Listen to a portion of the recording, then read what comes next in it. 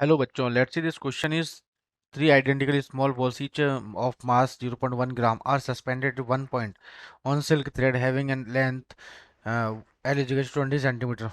What charges should be imparted to the ball for each thread to form an angle of alpha is equal to 30 degree with the vertical.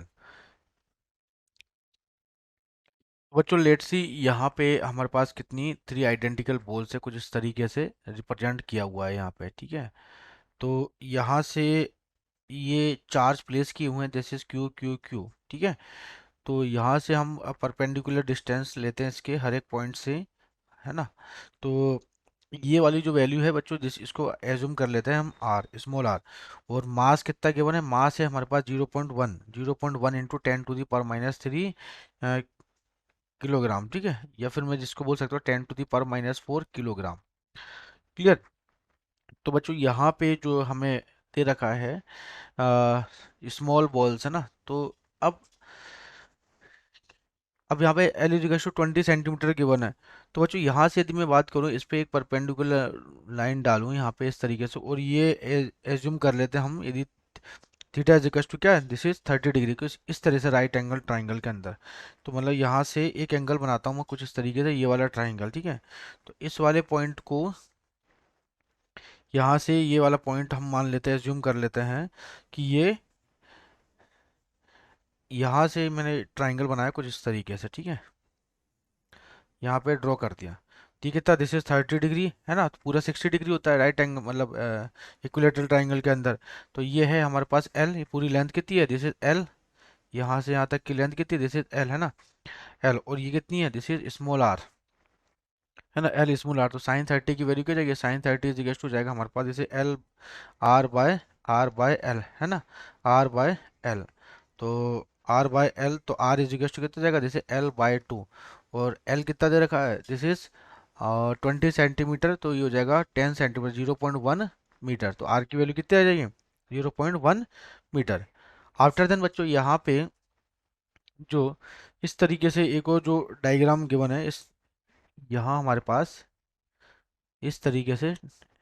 तो यहाँ पे क्या हुआ है कि this is the 30 degree, यहाँ पे मैंने ये ड्रॉ करा, दिस इज, यहाँ से एंगल बना रहा, दिस इज 30 डिग्री, है ना। तो क्योंकि ये हैंग किया हुआ है कोई बॉल थ्रेड से, टी इस पे टेंशन लग रहा है, तो ये भी 30 डिग्री है, तो ये भी 30 डिग्री होगा। ठीक है, तो यहाँ पे हमारे पास जो नीचे की तरफ एक फोर्स लग रहा है, मतलब नीचे की तरफ क्या लग रहा होगा इस बॉल पे, ये mg लग रहा होगा। तो जो हमें यहाँ पे फोर्स निकालना है कि फोर्स की वैल्यू जो है कितनी होगी। तो आफ्टर देन जो ये वाली वैल्यू है, यदि यहाँ से यहाँ तक पूरा बच्चों, यदि इस वाले एंगल को यदि हम 60 डिग्री मान लें, है ना, इस वाले एंगल को यदि हम एज्यूम करो, दिस इज 60 डिग्री एज्यूम कर लें, तो ये वाली वैल्यू कितनी जाएगी, दिस इज आर, यहाँ से यहाँ तक की, this is R cos 30 degree, है ना, आर कोस 30 डिग्री, है ना, सॉरी 60 डिग्री नहीं, 30 डिग्री एज्यूम कर ले, तो आर कोस 30 डिग्री। ठीक है, और 30 डिग्री हो जाएगा, दिस इज √3/2, और ये आर। ठीक है, तो यहाँ से ये वाली वैल्यू कितनी जाएगी, दिस इज पूरी, ये तो आधी है यहाँ से यहाँ तक की, √3/2 आर। तो ये कितनी हो जाएगी, पूरी लेंथ, दिस इज √3/r। तो यहाँ से एक फोर्स कुछ इस तरीके से लगेगा, इस तरह से एक फोर्स लगेगा यहाँ पे, इस वाले पॉइंट के लिए बात कर रहा हूँ मैं।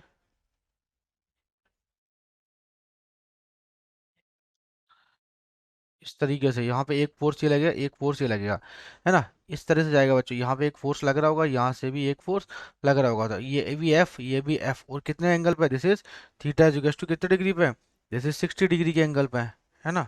कितना, थीटा इज टू 60 डिग्री के एंगल पे है। अब यहाँ से थीटा इज 60 डिग्री, तो यहाँ पे इसका जो रिजल्टेंट आएगा कहीं ना कहीं कुछ इस तरीके से आएगा रिजल्टेंट, जो कि कितना जाएगा, this is 2f cos 30 degree, √f² plus f² plus 2 cos 60 degree F. तो ये आ जाएगा हमारे पास कितना, ये आएगा बच्चों, this is 2f cos 30 degree, जिससे मैं बोल सकता हूँ दिस इज √3 × f। ठीक है, कितना आएगा, √3f। तो ये वाला फोर्स बच्चों कितना जाएगा, दिस इज √3f। ठीक है, √3f। तो यहाँ से टेंशन, तो ये हो जाएगा this is t cos 30 degree, और ये हो जाएगा हमारे पास this is t sin 30 degree. ठीक है, अब बच्चों टी साइन 30 डिग्री यहाँ से बैलेंस कंडीशन देखे, तो टी साइन 30 डिग्री की जो वैल्यू है आपका √3f से बैलेंस हो रहा है, ये वाला देखो हॉरिजॉन्टल। तो ये हो जाएगा t/2 टू √3f, है ना। तो और यहाँ से टी कोस 30 डिग्री, और ये हो जाएगा this is T cos 30 degree, है ना। तो यहाँ हो जाएगा टी कोस 30 डिग्री की वैल्यू कितनी हो जाएगी,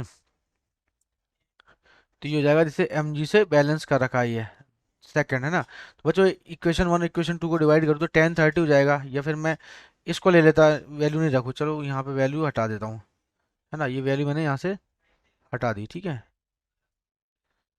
तो ये हो जाएगा this is T sine 30 degree, है ना। तो दोनों डिवाइड करो तो ये हो जाएगा this is 10 30 degree equals to जाएगा √3f/mg, ठीक है, √3 बाय।